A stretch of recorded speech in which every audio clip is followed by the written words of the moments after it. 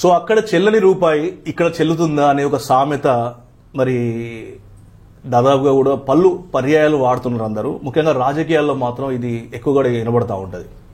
అంటే ఆ పార్టీలో ఓడిపోయిన వ్యక్తి మరి ఈ పార్టీలో పనికి వస్తాడా అనేది ఇప్పుడు ఒక సంబంధించి చూడొచ్చు మనం. ఇక్కడ చూస్తే తాజాగా జరగబోయే లోక్సభ ఎన్నికలకు సంబంధించి అసలు ఎవరు ఏ పార్టీలో ఉన్నారనేది అర్థం కావడం లేదు.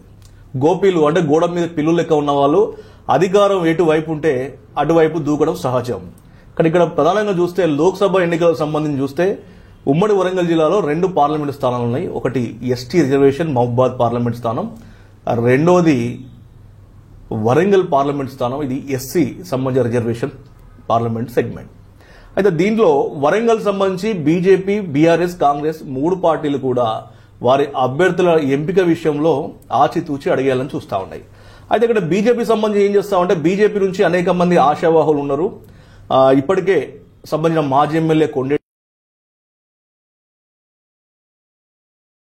ఉన్నతాధికారిగా పనిచేసిన కృష్ణప్రసాద్, తర్వాత పర్గల మున్సిపల్ మాజీ చైర్పర్సన్ మార్త రాజభద్రయ్య, తర్వాత ఇంకా కొంతమంది శ్రీధర్ లాంటి వాళ్ళు కొంతమంది పేర్లు కూడా అశోక్ లాంటి పేర్లు వినబడుతున్నప్పటికీ కూడా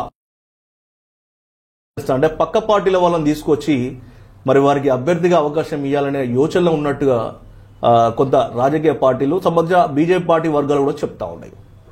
అంటే ప్రధానంగా 2-3 రోజుల నుంచి వినబడుతున్న పేరు వర్ధనపేట మాజీ ఎమ్మెల్యే ఆరూరి రమేష్ పేరైతే ప్రధానంగా వినబడుతుంది.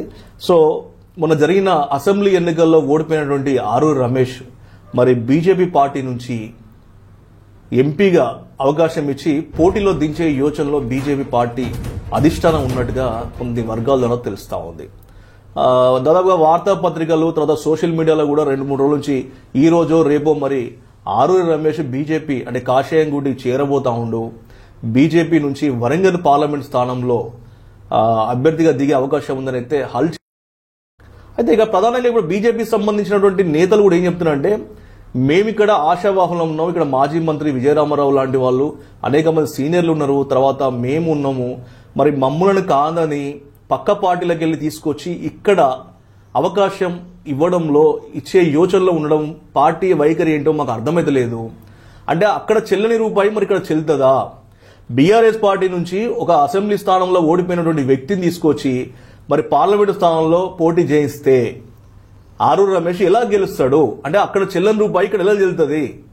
బీఆర్ఎస్ పార్టీ ఆ యొక్క అభ్యర్థిగా అవకాశం ఇచ్చింది అసెంబ్లీ ఎన్నికల్లో, అక్కడ గెలవని వ్యక్తి మరి బీజేపీ పార్టీ నుంచి ఎలా గెలుస్తాడు అనేది అలా ఆ యొక్క నేతలు ఆగ్రహం వ్యక్తం చేస్తున్నట్టుగా ఇప్పటికే అధిష్టానానికి పోయి వాళ్ళ యొక్క వినతులు తర్వాత వాళ్ళ ఆగ్రహాన్ని కూడా వ్యక్తం చేసే యోచనలో ఉన్నారు. కొంతమంది ఇప్పటికే సోషల్ మీడియా ద్వారా కూడా ప్రశ్నిస్తున్నట్టుగా తెలుస్తా ఉంది. మొత్తానికి అయితే ఉమ్మడి వరంగల్ జిల్లాలో ఏం జరుగుతుంది అనేది కొంత మనం చూస్తే బీజేపీ పార్టీలో మాత్రం అంటే బీజేపీ పార్టీలో ఇన్నాళ్ళు మేము పార్టీ జెండాను నమ్ముకొని కష్టపడ్డాము, తర్వాత పార్టీ కోసం పనిచేసినాము, తర్వాత మొన్న జరిగినటువంటి అసెంబ్లీ ఎన్నికల్లో కూడా ఎవరికైతే అవకాశం ఇచ్చిందో ఆ అభ్యర్థుల కోసం కూడా మేము కృషి చేసినాము.